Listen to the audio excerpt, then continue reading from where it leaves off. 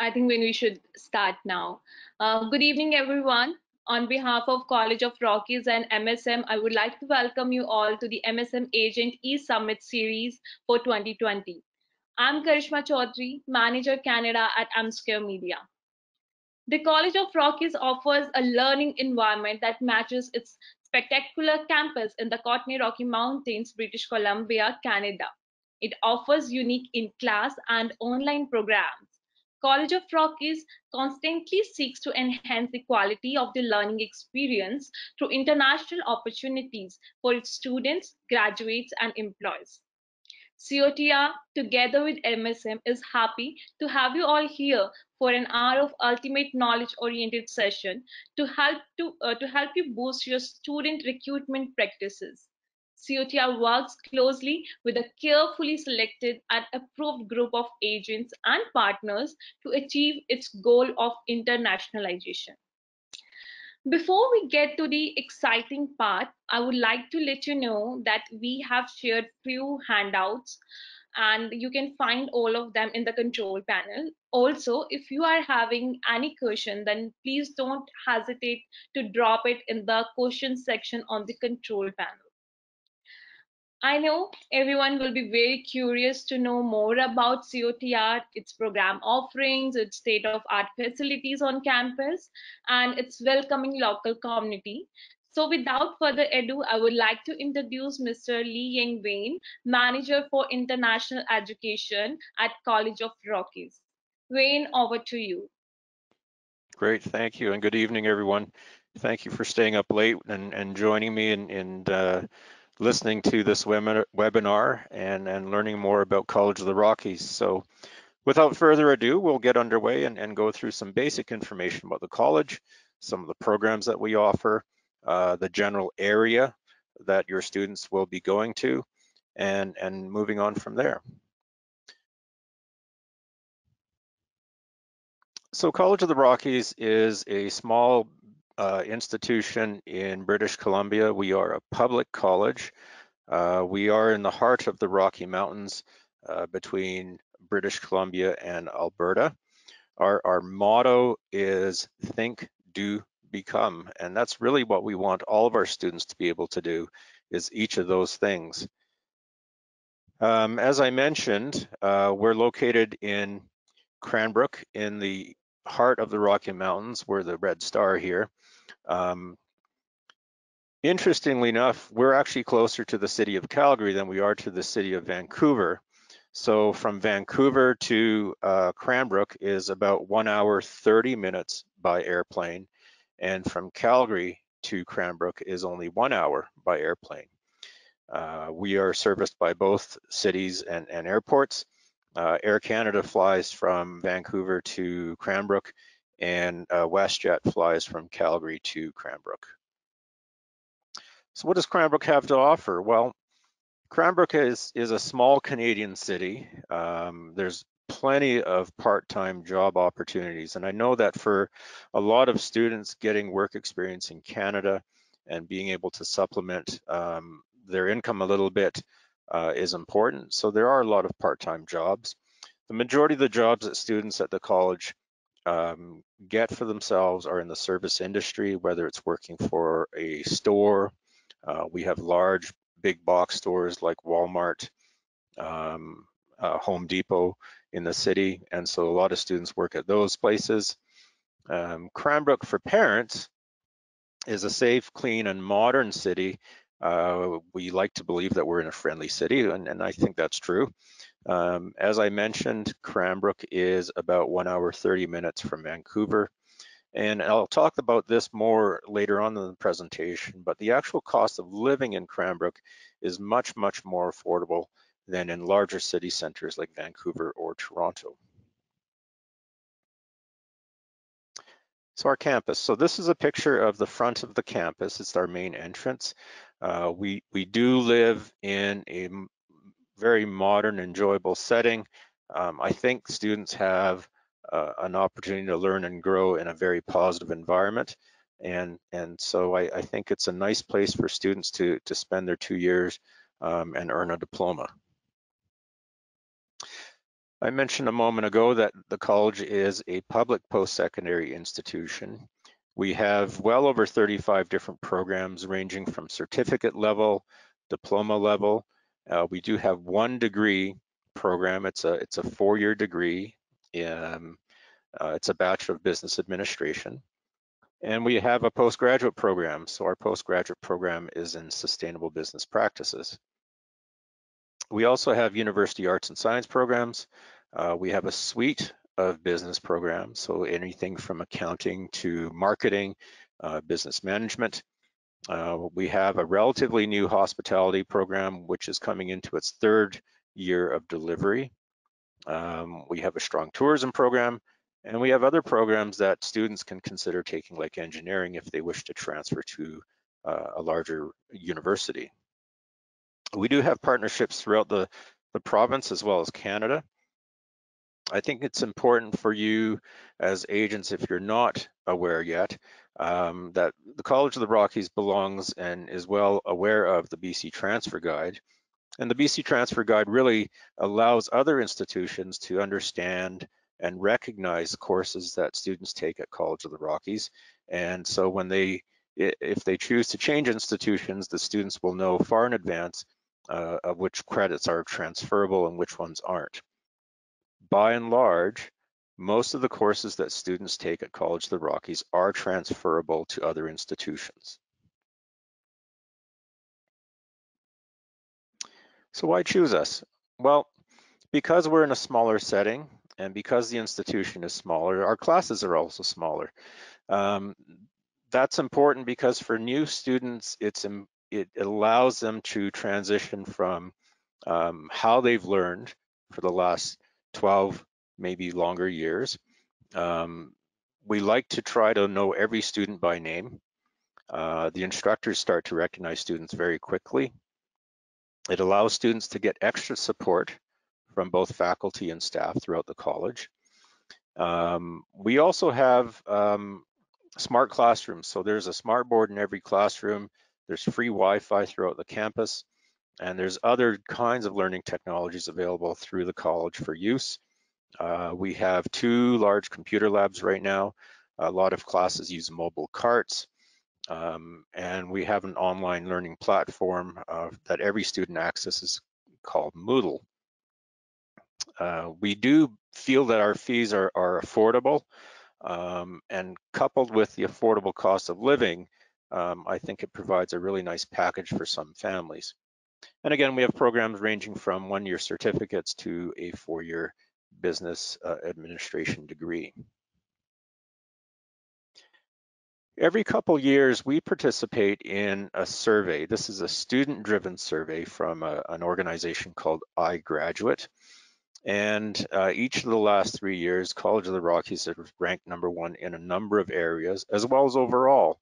So we rank #1 in things like overall student satisfaction, things like teaching and teaching quality, the online resources that students have access to, the opportunity to work part-time, learning supports, the formal welcome. So part of the welcome for us begins at the moment the student arrives in Cranbrook. So we go out of our way to meet with the students. We arrange transportation for them to get to wherever they may be staying. We have a really robust orientation program. And so there's a lot going on for students to help them get integrated much, much earlier in the process. We also try to go out of our way to have a lot of student activities so students can feel like they're part of the college. They can often pitch in and help us out with the delivery of the activities. And so quite often there's much going on. I talked about the classrooms a little bit a moment ago. So smart boards in every classroom. Again, Moodle is our learning platform, and Moodle is constantly being expanded for usability by the instructors. A couple large computer labs. We do have an Olympic-sized track beside the college. We've got a gymnasium, fitness center. The cafeteria, interestingly enough, ranked #1 in Canada in our last ISB survey. And then we have a wide range of reference resources, ebooks, and online databases. The interesting thing about this is there's a strong initiative from the Ministry of Education in British Columbia to move a lot of the learning resources online, because as parents and students quickly find out, the cost of textbooks is quite high. And so there is a movement to shift to more online resources and textbooks, which tend to be free. And so we can manage the cost of learning with these online resources. And again, there's free Wi-Fi throughout the campus.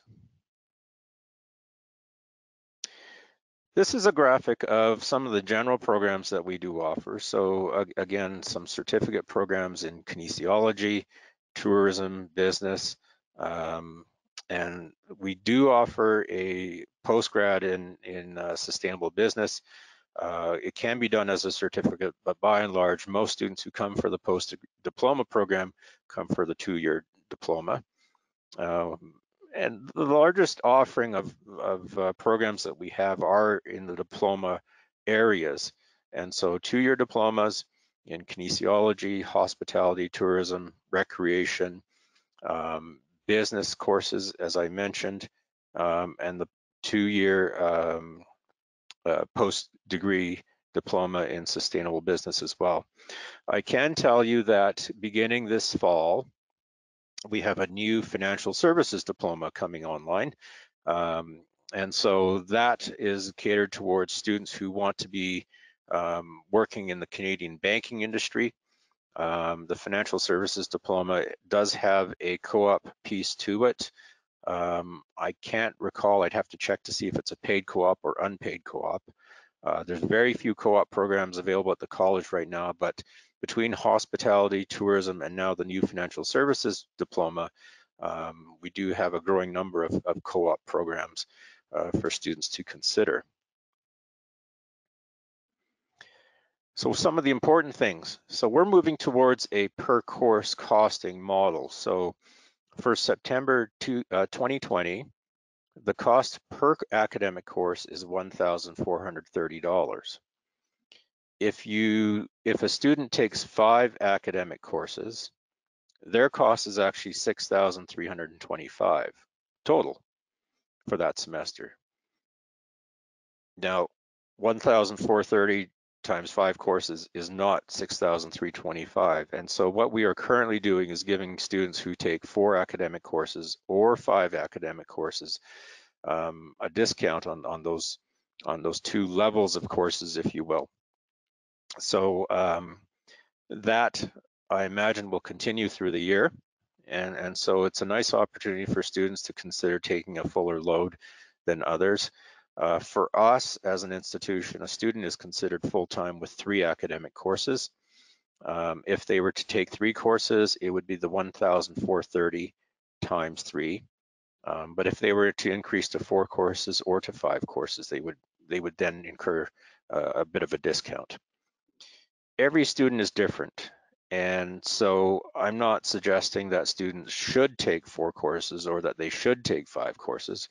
However, for those that do have a little bit of incentive, I would much rather see students be successful. So if a student is better suited to take 3 courses a semester and finish in a little bit of extra time, I would much prefer to see that rather than a student trying to take 5 courses and then failing a couple.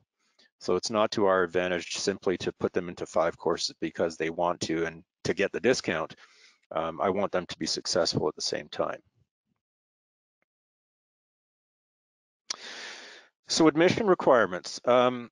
So all international students have to send us their academic transcripts, whether it's for high school, post-secondary, what have you, as well as proof of English language proficiency. And typically it's an IELTS or a TOEFL. I'll talk about that in a moment a little bit more. Our minimum GPA required is 50% in the 5 highest high school subjects. We look for an IELTS of 6.0 overall with no band below 6. So this is for all programs except the post-degree program. Now for the post-degree program itself, we ask for at least 50% cumulative GPA in their terminal degree. So whether they have a master's or a bachelor's degree, doesn't matter. We look at their cumulative GPA for their last degree. We ask for a 6.5 overall on an IELTS with no band below 6. So incrementally higher IELTS overall score, but the band scores remain similar. Now, given the environment that we currently live and have to work within, it's difficult for students to access testing centers because most of the testing centers are closed. What we are doing on a trial basis for the next year is actually recognizing the Duolingo language test. The Duolingo language test is an online language assessment. It is much more affordable than an IELTS or TOEFL is because the cost per test is around $50 US. So for the Duolingo, we require a minimum score of 110, and that's an overall score. Duolingo does not currently report out on band scores, and so we've made the decision as a college to look for a minimum score of 110. I want to spend a moment talking about housing. So we do have a residence on campus. In fact, we have a series of new residences coming online by the end of the year. Currently, we have 96 beds in our residence. By January 2021, we'll have an additional 96 beds. Students can also rent an apartment within Cranbrook and share accommodations with friends to reduce their cost of living. The residence currently is more or less an apartment style with shared kitchen and bathroom. And then there's a community lounge, if you will, where students can gather and spend some time with other students in the residence. So there are opportunities for other kinds of accommodation, whether it's residence or renting an apartment throughout the city of Cranbrook. We do have a bus transit system within the city, and so students are not required to purchase a car. I know that students do like the idea of having a car, but part and parcel of their fees includes a bus pass, and so when they are in Cranbrook, they can take the bus to and from college because we include the bus pass as part of their fees. So just some statistics for you. This winter semester, which is just wrapped up, we had 219 students from India. International students overall represented about 26.3% at the college. My overall international student number for the winter was about 370, I believe, by the end of the semester. So, you know, a very fast growing international program. We love the diversity. We love the breadth that the Indian student population brings to us, and so we really enjoy having them. So I wanted to show you a video now. It talks about and shows the integration of a group of Indian students who are actually in our hospitality program. Our hospitality program is actually quite unique because it was created with the idea of servicing the industry needs in that area. And so hospitality is offered at one of our regional campuses in a city called Invermere. And the industry was actually saying to us that they are lacking qualified people to work in the hospitality industry. And it's not just being able to work in the industry, it's being able to progress in their careers. And so we wanted to be able to offer a program that supported industry, created the right background for students, but also give students a different kind of setting to learn within. So this is a 4-minute video talking about 3 students who are in hospitality in Invermere and how they've become part of the community. So I'll cue this up and we'll look at this now.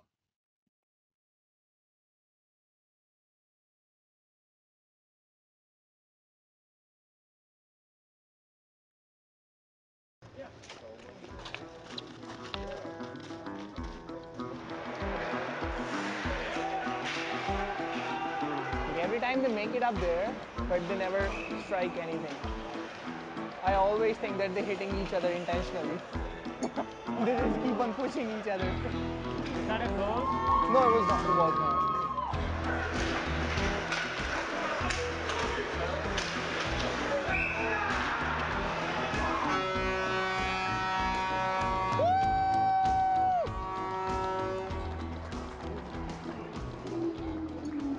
That's a 2-1.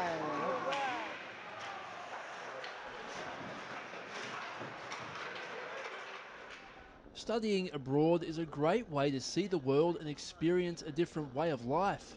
And for these students from northern India, what better place to experience Canada than in the small mountain town of Invermere, British Columbia. Where I'm from, there is no mountain at all, so I haven't seen any mountain in my life. I only saw mountain in TV. The first glimpse, just coming down the hill we have, it was like so good that the lake and the whole town was so adorable. Ekam Noor Singh, Himat Jatana and Mohit Sharma first arrived in the Columbia Valley during the fall of 2018, just in time for winter. When I searched about the town, and I have seen like it gets pretty cold in winter, and my teachers were saying you're gonna see snow, in just few days, and we were thinking like they are lying to us because there were no snow. We woke up in the morning, I just opened the window curtains and I saw that it's snowing outside. It was all white. We just literally ran out of the main door in our shorts just to see the snow and feel the snow, what actually snow feels like. I didn't had a car, and so I walked through on the snow to came to the college, and it was quite fun because the snow goes into my shoes and my feet got wet. Our students were out in the field dancing, and they were absolutely so happy. They thought it was magical.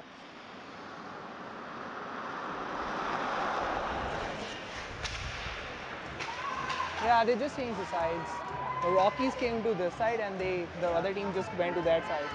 I knew about ice hockey because I was taught in school, but I was not, I didn't get a chance back in India to see ice hockey. I used to see the ice hockey game on the TV. Then I decided to watch them live. It's very interesting to see how they skate on the ice and how they play. First time I was confused at why they are like rushing so fast.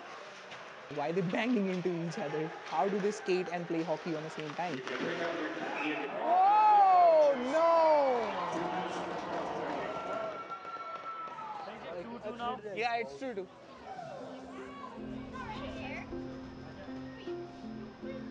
Just as the students have embraced Invermere, Invermere has embraced them. Our community has been given a gift of a little bit more cultural diversity and sharing in some of their traditions. We've had over 130 community members come to the Invermere campus to celebrate Diwali, which is one of their biggest celebrations in the year. So it works both ways.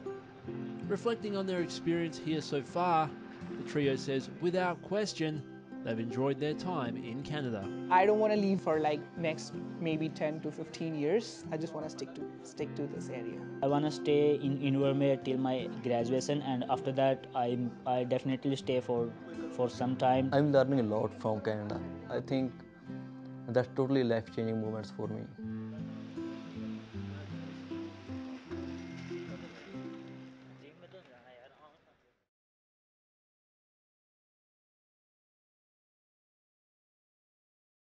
A really nice video that highlights three of our students in the hospitality program and their integration into Canadian life. So I had that produced with one of the local TV stations, and they worked really closely with the program as well as the students to create that. And it was released, I believe, at the end of last fall.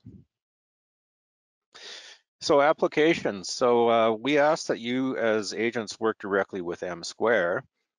They are our key contact in the India and the subcontinent region. Some hints for you. The application information should be complete, and it should be complete using the applicant's information. I realize that you as agents want to help the students out and kind of act as the go-between between the students and the college. However, with our system, we need to be able to speak directly to the students or get responses from the students. So the information that you put into the application form should be that of the students and not of your agent business. We do ask for all transcripts, so whether it's high school, post-secondary. We also ask for the English language test scores, which we verify every single one. But from there, as long as students are meeting the minimum requirements for the admission, both general or program requirements, the process should be fairly smooth. I mentioned earlier that we're looking for 50% either high school GPA or cumulative GPA, but I can tell you that for the last couple of semesters, the GPAs that we've been seeing from applicants have been very high.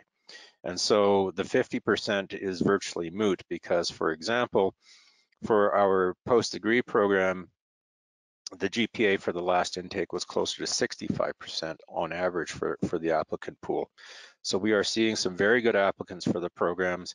It's not to suggest that you shouldn't send in an application for someone who meets the minimum requirements, but I think it's important that the application does get submitted, that we have an opportunity to review them, and all we are really looking for is if a student has the minimum requirements to be admitted to a program, we will gladly admit them. That said, I talked about the environment that we are currently working and living within. I realize that a fast response is really important for you and your business. And so our commitment to you is to respond in a timely fashion to your applications, in a timely fashion to your inquiries, and hopefully get the student admitted as quickly as possible. But what I'm also trying to figure out with your help is what kind of things do you need as agents to support your work in terms of recruiting new students or applicants to the college? And so I'm showing you the email and college address or a website address now. And so if there's any kind of, whether it's brochures or media or what have you that would support your recruitment of students, I would gladly like to hear that and would go out of my way to try to support you in that. So with that, I think I'll wrap up and open the floor for questions.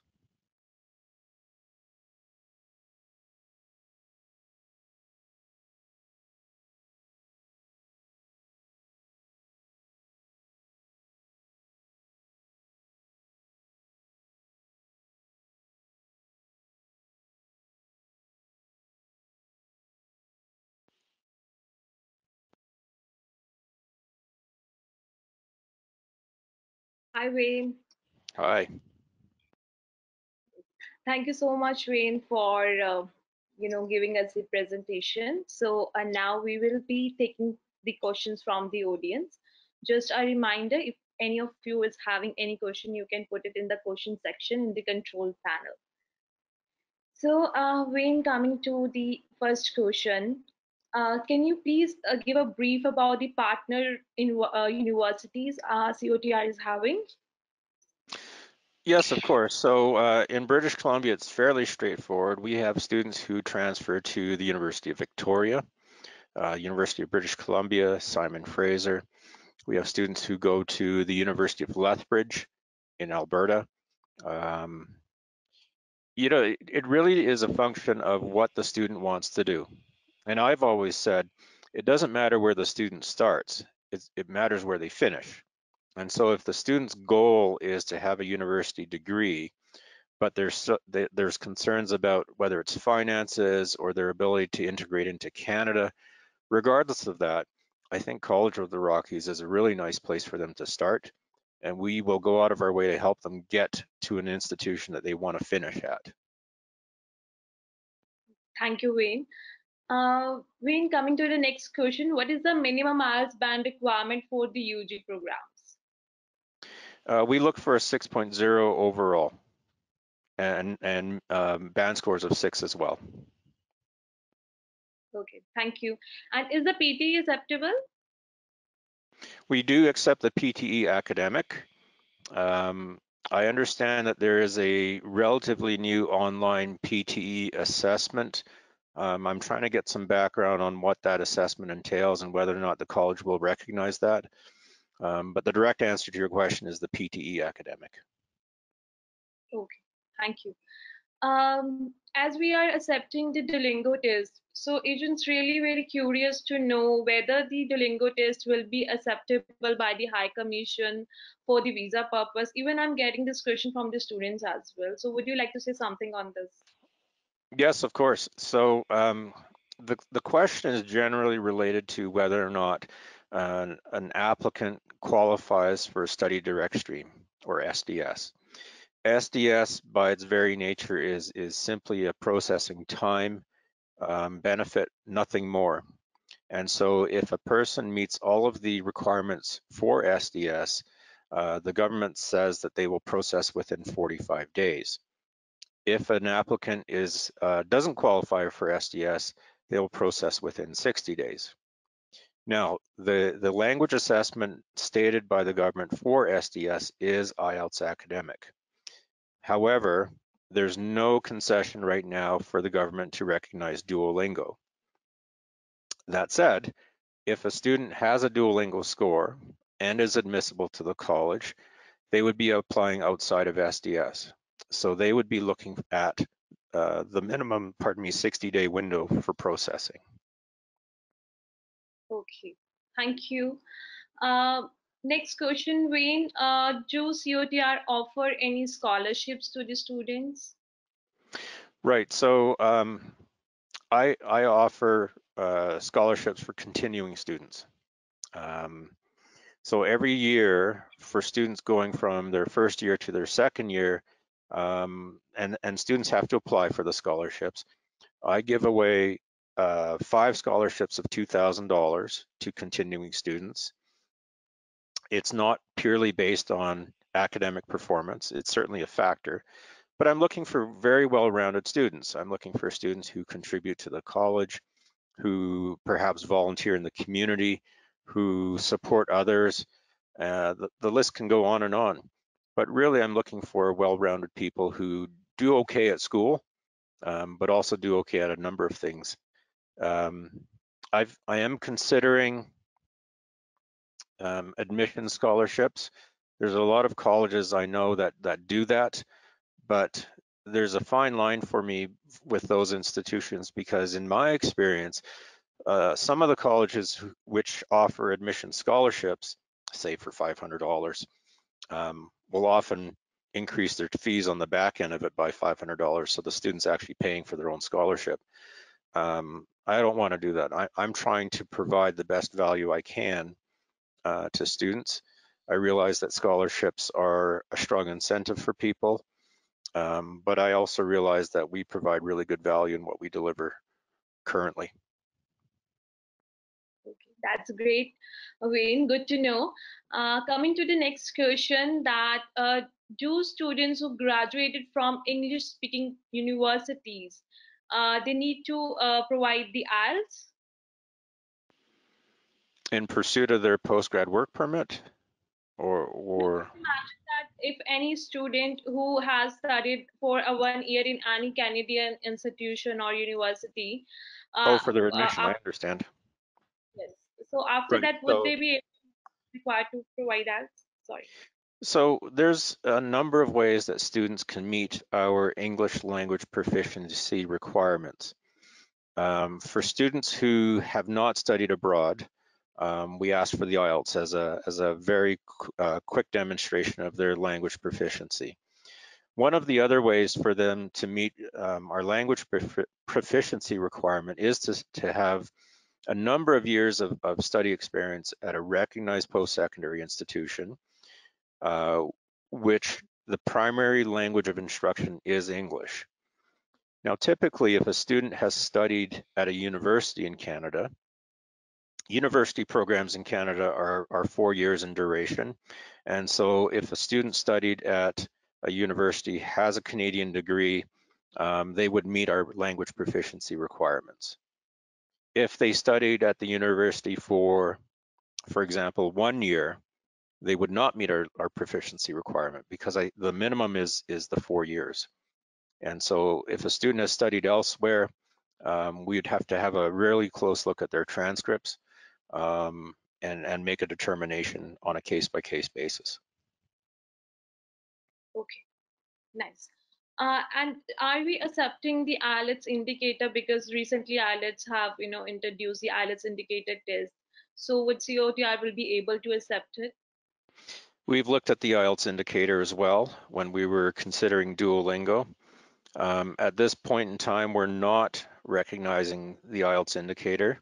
My preference would actually be to recognize all of the similar tests, whether it's the indicator, the TOEFL at home, the new PTE test. But at this point, the College of the Rockies has made a choice to recognize Duolingo as the only online assessment at this time.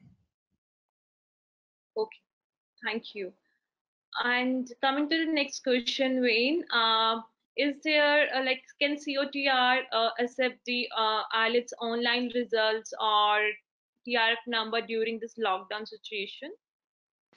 If the student has an IELTS score from prior to the lockdown, we'll definitely look at the score. We can verify, we can access the IELTS verification site and validate their score. So yes, of course. I realize that it's challenging right now because most of the test centers are closed. But fingers crossed, a student has tested previously, and if it's within 2 years, it is definitely still valid. And what about the academic requirements, when if currently many students in India were not able to complete their exams for 12th grade? So would be able to accept the applications on the basis of their previous marks? Absolutely, and in fact, I would encourage agents to consider this as a way to recruit students because I know that grade 10 is reported by school boards, so I'd gladly accept that. I know that grade 11 is typically reported by schools individually. And so if you have applicants who are strong performers, both in grade 10, as well as their school reported grade 11 grades, it would lead me to believe that they would do well in grade 12. And so I would gladly conditionally admit that student pending their grade 12 outcomes, but at least we can give them some certainty that they would have a place to study. Okay, thank you. Wayne, agent wants to know more about the post study work permit. Can you give a brief about it and how these students from COTR will be benefited by this particular work permit or not? So the post-graduation work permit is a process that the government of Canada has introduced to enable students who have studied at a public or recognized Canadian institution to essentially be fast-tracked in pursuit of their landed immigrant status. So students who complete a 2-year diploma at our college qualify for a 3-year post-graduation work permit. The diploma itself, our range of diploma programs satisfy a number of things. First and foremost is students who complete diploma programs with us have a strong likelihood of working in that industry. So we offer a fairly broad suite of programs. And so if a student said, okay, I'm going to come to College of the Rockies and take a tourism diploma, once they finish in 2 years' time, they can apply for their postgrad work permit. If they are accepted, they would get a 3-year postgrad work permit. But in our area and where we live and work and play, it's easy to get a tourism job. And so that goes a long way for the application process as well. So in essence, a 2-year diploma gives you a 3-year postgrad work permit. And the choice of programs from College of the Rockies is great because there's a high level of certainty that they would get work afterward. Okay, thank you. Wayne, in India, we are having a 10 plus 3 degrees. Like it means that student get enrolled in a 3-year program after completion of 10th grade. So will these kind of students be eligible to apply for undergraduate program where the requirement is the 12th grade? I think it really depends on the courses that they've studied in their +3 portion of their program. And so I have seen a few applicants who have come through this pathway. I'm glad to look at them. I want to see things like the course outlines for the courses that they've done, because being able to assess an application is really based on understanding the courses that the student's bringing with them. And our benchmark, if you will, is, does the applicant provide similar admission requirements as a student who's coming out of a BC high school? And I'm certainly not looking for the exact BC high school courses, but what I'm wanting to be able to do is say student has adequate science background or mathematics background or language background to be admissible to the college. So the short answer to the question is yes, but it may require a little bit more extra information of the courses that the student has taken. Yes, we completely understand this. When coming to the next question, do the programs at COTR include internships? So as I mentioned during the presentation, we have 3 programs that have co-ops. So hospitality has a paid co-op, which is a requirement of their program. The tourism program has an unpaid co-op, again, a requirement of their program. And the new financial services diploma program has a co-op. The part that I'm not clear on yet is whether or not it's paid. So those 3 diploma programs in particular have a co-op, a required co-op component to them. Okay, thank you. When is ESL available at COTR? Yes, of course. So we every semester we have groups of students who come to us, whether they meet the admission requirements or not. Some students say to us, I really want to get better at English language first before I jump into an academic program. And so I have students from every corner of the world who come in to the college for ESL. I have groups of students from partner institutions throughout the world who come for ESL. So absolutely, I've got 5 different levels of ESL. And students, interestingly enough, students who go through the ESL program and decide to stay and continue into the diploma program are absolutely more successful than those who try to avoid ESL. Okay, that's really interesting to know. Wayne, coming to the next question, do you provide free accommodation for like 2 to 3 days when students arrive, in the that particular college? So are we able to provide No, any?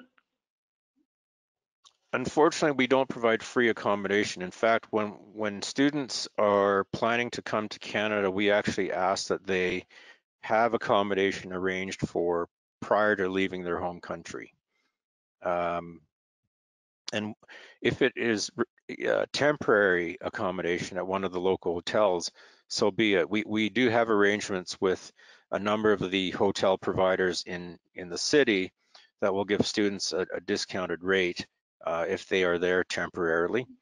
So accommodation can be an issue at the beginning of some semesters, and some semesters is typically fall, because that's when we have the most number of new students coming to the college. But I haven't heard for probably the last 2 years of students finding accommodation a challenge. And so students will be able to find accommodation, whether it's in our residence or in the community. They will have a place to stay. Okay. And coming to the next question, Wayne, what kind of support COTR is providing to these students? Are we conducting any kind of job fairs, or we are having any dedicated teams who are helping students to find job or prepare for resume? Any kind of assistance we are providing to the students? Sure. So we do have a staff member at the college who works directly with students in preparing resumes, helping them with job interviews.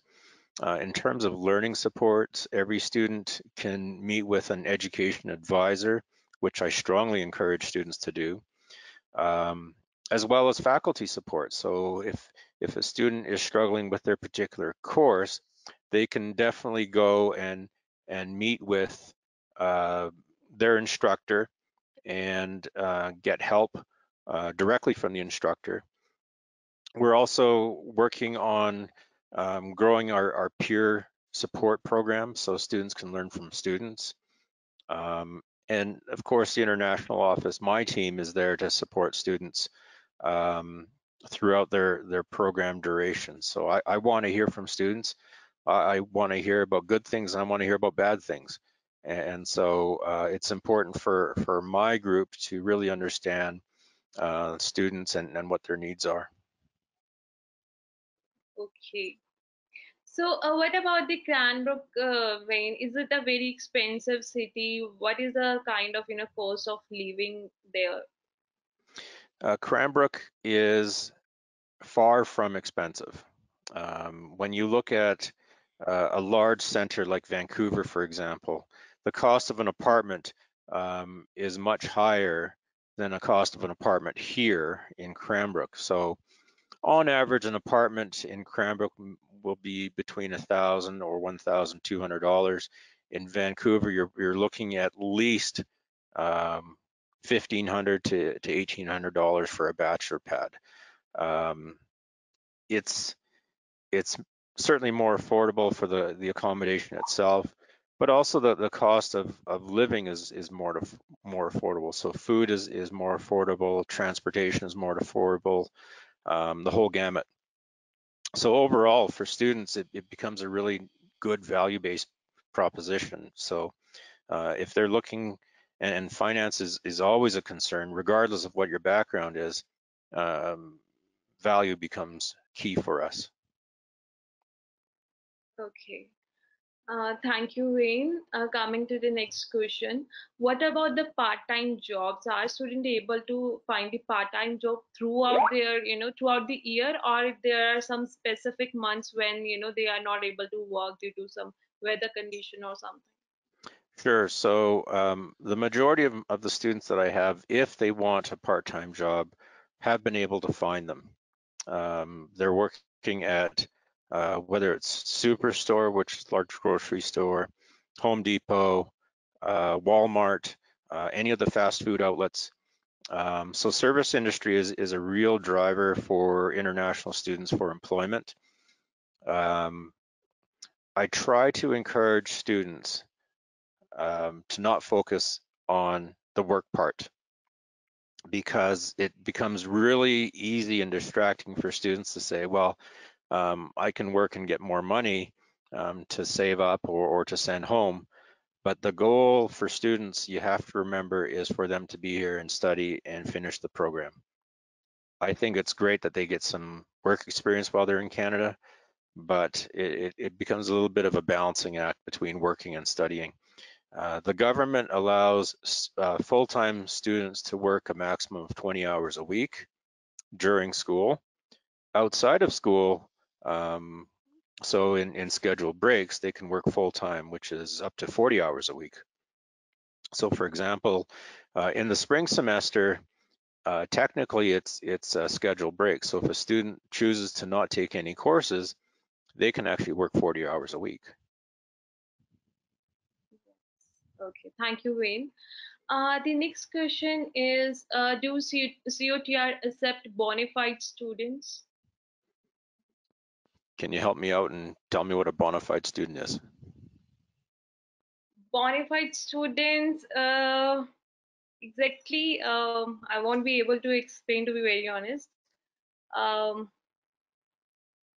the students who are already being there in the Canada, who are already studying there and who are already indulged in a program in So some from other an institution.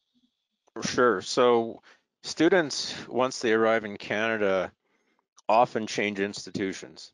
Um, They often change because they weren't able to settle into the city that they initially came to, or that they had friends who came to College of the Rockies and they want to come and study with them still. And so absolutely, I'm glad to have an application from a student who's already in Canada, who has a valid study permit, who wants to study at College of the Rockies. Absolutely. Yeah, that is not an issue. Thank you, Wayne. Wayne, how many courses do a student learn during the diploma program? It's not so much the number of courses. Program completion is actually based on number of credits. And so some courses are receive fewer credits than others, depending on the program. Most of the diploma programs that students come to for us have a defined number of credits, of course.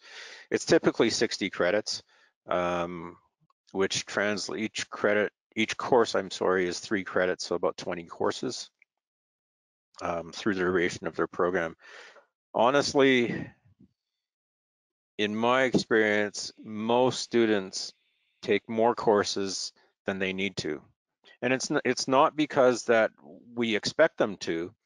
Some students take extra courses because they just are curious. Some students will say, well, I've never taken a psychology course before. I think I want to try it out. And so they actually take a psychology course purely out of interest. And so it's very rare these days that I see a student completing a program with the exact number of credits that are required for program completion. Quite often students are finishing with extra credits. Okay. So the next question is about the hospitality management program. Like, how much student usually, get paid after the completion of the program? Generally, how much, salary they are getting after the completion of this program? That one's tough to answer. Industry is so competitive, especially in a region like Invermere, where the hospitality program is. The goal of the program was to produce graduates who can enter more supervisory level jobs rather than entry level jobs like housekeeping or whatnot. And so because it's so competitive, it's difficult to say right now. I can also tell you though that every province in Canada has a minimum wage requirement. And so people who are completing programs cannot earn less than the minimum wage. And I think minimum wage right now is close to $15 an hour. Okay, nice. Coming to the next question, Wayne, like even I really don't know whether it's a suitable question to ask or not, but I find it quite different. Will the advantage of PNP will be given to the student of COTR? That's a tough one. It's a question that I would suggest that you contact either an immigration lawyer or a regulated immigration consultant for the best answer on. I understand. So here I can see, Wayne, that we are able to answer almost all the questions we have got from our agents. So before we wrap up, would you like to add something? Yes, of course. So College of the Rockies has had many years of experience working with agents, especially Indian agents through M Square. The quality of the students that we've been getting, I would say for the last 2 or 3 years has been increasing steadily, and I'm very pleased to see that. I think the investment of agents and the time that people are putting in to work with students and their families is certainly important. And we are here to support you as agents as well. So as I said earlier, whatever you might need in pursuit of doing your work, I'm glad to help you with.